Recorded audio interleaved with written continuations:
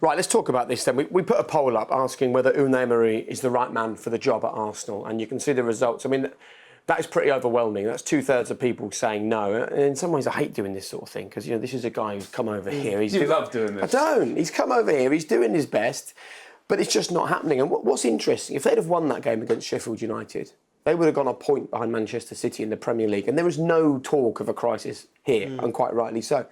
So it almost feels like this isn't just a results-based conversation, is it, that we're having about Arsenal? For whatever reason, it just doesn't feel right. What is the issue? For me, the issue's been going back for years, and I think you can we've talked a lot about owners and recruitment and philosophy of clubs a lot over the last few weeks. And with Arsenal, you've got the two owners are sort of vying for who's in charge. So I think what happens is then there's a trickle down. And I think the problem for Arsenal, going back into the Wenger's regime, has always been recruitment. What have we said for years? We said it a couple of months ago on here. Years ago they said it, and it's Arsenal need a strong centre-half. They need a core, they need someone in the midfield. They need a change of attitude.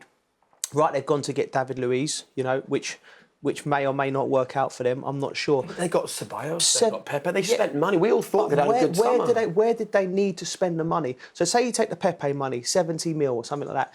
The kid might come good, right? He's a very talented player, no doubt. He's a very good player, he might come good. But let's say, for instance, Gary Cahill's gone to Crystal Palace and he's been brilliant, right? So he come into a good, solid Premier League player who will be able to understand the game. So you're saying this is more a culture, a more dressing room culture? I'm saying there is a dressing room culture problem there, I think. But my first thing first, I think recruitment, from whoever's making the decisions there, the type of players they bring in, is so unbalanced. It's always been so unbalanced, and it hasn't changed under Emery.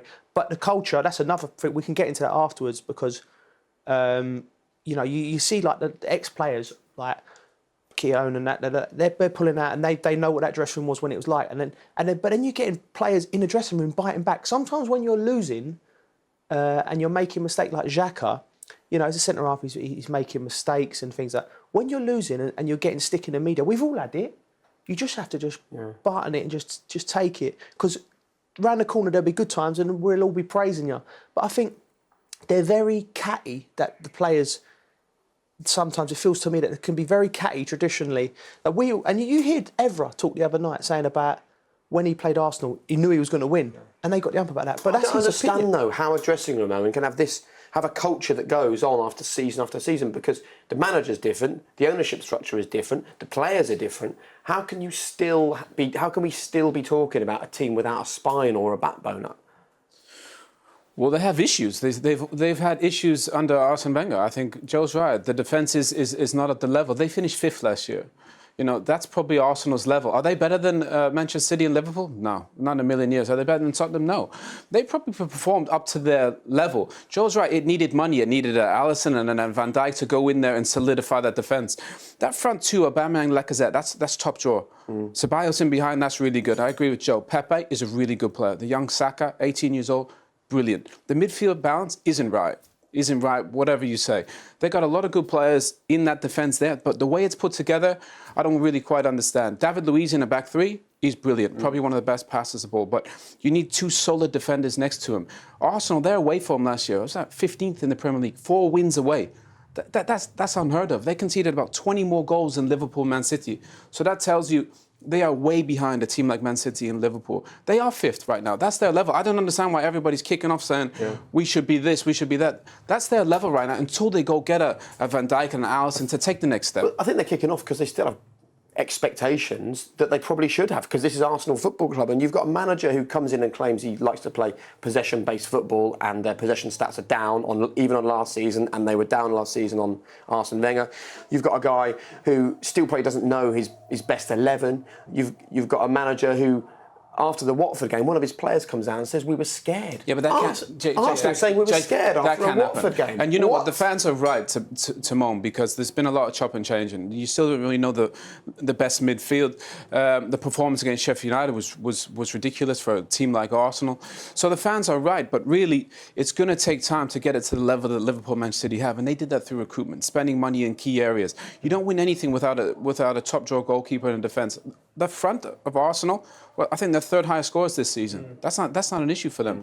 But still, defensively and their away form is a huge issue. Right. You can't judge him after this short period of time. If he's bringing in the players and he's greenlining every signing, then it's still unbalanced. You the don't squad. think they should be better with the players that they've got at the moment? Because Frank's had an impact really quickly. Yeah. Brendan Rodgers, we'll talk about Leicester later. Brendan's had an impact really quickly. Brilliant.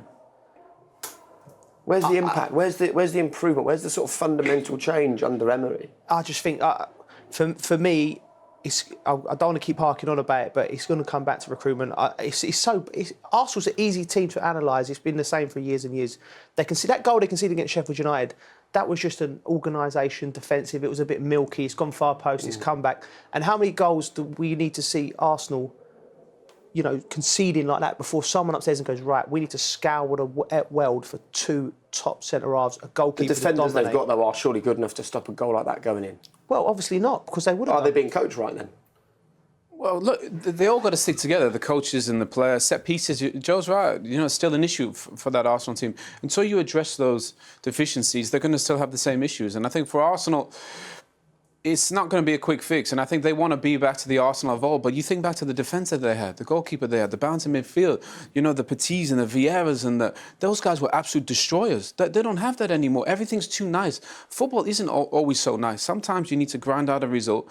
And this Arsenal team, as good as they are going forward, they don't really grind out games. And that Sheffield United, you have to grind that out. Because Sheffield United, there was just more effort on their side. When was the last time we see an Arsenal team not play well and win a game? And we say, whenever we talk about teams that win titles, say you've got to sometimes grind the result out and not win. Arsenal, sometimes it's beautiful to watch. You sit there at when home it's good, it's great, isn't with it? your cup of tea and they're popping it about and everything's going off and you're like, this is great, right? But then, if you're an Arsenal fan, equally next week they could go to Burnley and get done on 2 or 3 set pieces, and it's the same story. So I can understand the frustrations of all Arsenal fans for what's going on. But unfortunately, I think until the absolute top part of the club is sorted out and there's some kind of plan that seems to be going in the right direction, you're still going to get the same results. They're still going to get the same performances, and they'll still lose games that they should win. Okay.